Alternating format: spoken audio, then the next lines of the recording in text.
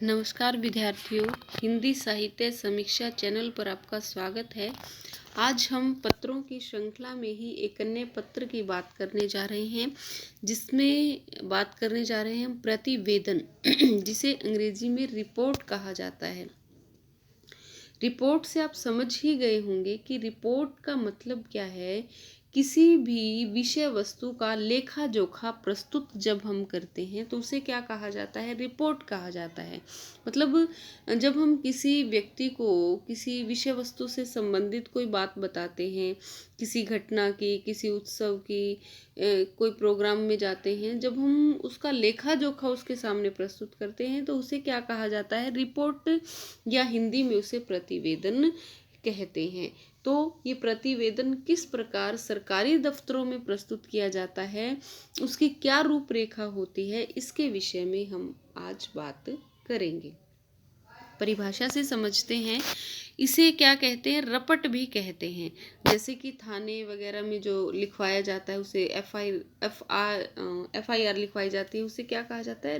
रपट लिखवाना भी कहा जाता है। तो इसमें क्या होता है कि किसी अधिकारी के समक्ष किसी घटना, उत्सव, बैठक आदि के संबंध में उन सभी तथ्यों को प्रस्तुत करना जिससे संबंधित अधिकारी को संपूर्ण वस्तु स्थिति का ज्ञान हो सके।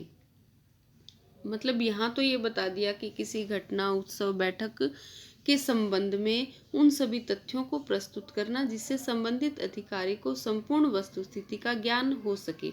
जैसे कि कहीं बाढ़ आई है, कहीं पर सूखा पड़ा है, तो वहाँ किसी अधिकारी को भेज दिया जाता है कि आप जाइए और वहाँ की वस्तु स्थिति क्या है उसके विषय में मुझे आकर के बताइए कि वहाँ मतलब कितना नुकसान हुआ है, किस फसल को ज़्यादा नुकसान हुआ है, किस फसल को कम नुकसान हुआ है, कितने हेक्टेयर में नुकसान नहीं हुआ है। इन सब बातों का आप मेरे पास मसौदा तैयार करके लेकर आइए। तो ऐसे में वो अधिकारी जो है वो उस स्थान का निरीक्षण करता है, एक रिपोर्ट या प्रतिवेदन तैयार करता है और संबंधित अधिकारी के समक्ष उसे प्रस्तुत करता है, ताकि अधिकारी को वहाँ बिना जाए ही संपूर्ण वस्तु स्थिति का ज्ञान हो सके। रपट के अंत में प्रतिवेदक और प्रतिवेदन के लिए गठित समिति के सभी सदस्यों के हस्ताक्षर होते हैं। प्रतिवेदक मतलब जो रिपोर्ट प्रस्तुत करने वाला है, या फिर अगर रिपोर्ट प्रस्तुत करने के लिए एक कमेटी बनाई गई है तो उस कमेटी के सभी सदस्यों के भी साइन होते हैं। मतलब जो उनका हेड होगा कमेटी का उसके भी, और उसके जो मेंबर्स होंगे उन सभी के नीचे जो है वो हस्ताक्षर होते हैं। ठीक है, प्रारूप देखते हैं इसका। जैसे कि ये तो सब जगह ही आएगा। क्या मैंने आपको बताया था कि पत्र क्रमांक, स्थान और दिनांक, ये हर पत्र में क्या है, ये जो है वो राइट साइड में हर पत्र में आप लिखेंगे। इसको ध्यान रख लीजिएगा, क्योंकि सरकारी पत्र अगर है तो पत्र क्रमांक लिखना अनिवार्य है। उसके पश्चात प्रेषक, जो कि कौन है? जो रिपोर्टर है, जो रिपोर्ट भेजने का काम जिसे सौंपा गया है वो कौन है? डॉक्टर नीलिमा है, और वो व्यवस्थापक हैं हिंदी संस्थान वाराणसी की। तो वो क्या भेज रही हैं?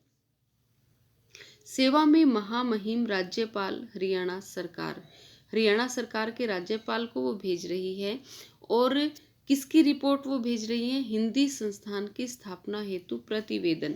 मतलब हिंदी संस्थान की स्थापना करवाने की एक उनके पास कभी कोई प्रार्थना आई होगी, और राज्यपाल ने जो है वो नीलिमा को ये काम दिया होगा कि आप जो है वहाँ पता करिए कि वहाँ हिंदी संस्थान जो है वो खोलने की आवश्यकता है या नहीं है, क्या क्या काम वहाँ पर हो चुका है, कितना अधिक पैसा वहाँ लगाने की आवश्यकता है।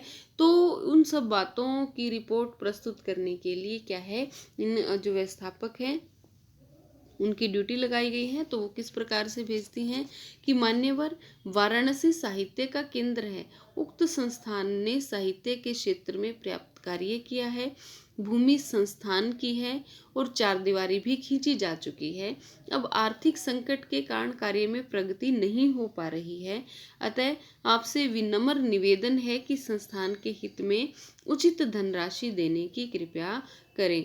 मतलब इन्होंने क्या है उस जो वाराणसी साहित्य का केंद्र बनने जा रहा था वहाँ देखा कि वहाँ आवश्यकता है, तो वो क्या कर रहे हैं, राज्यपाल के पास ये पत्र लिख करके उन्हें उचित धनराशि देने की क्या कर रहे हैं, प्रार्थना कर रहे हैं या कह रहे हैं कि देनी चाहिए,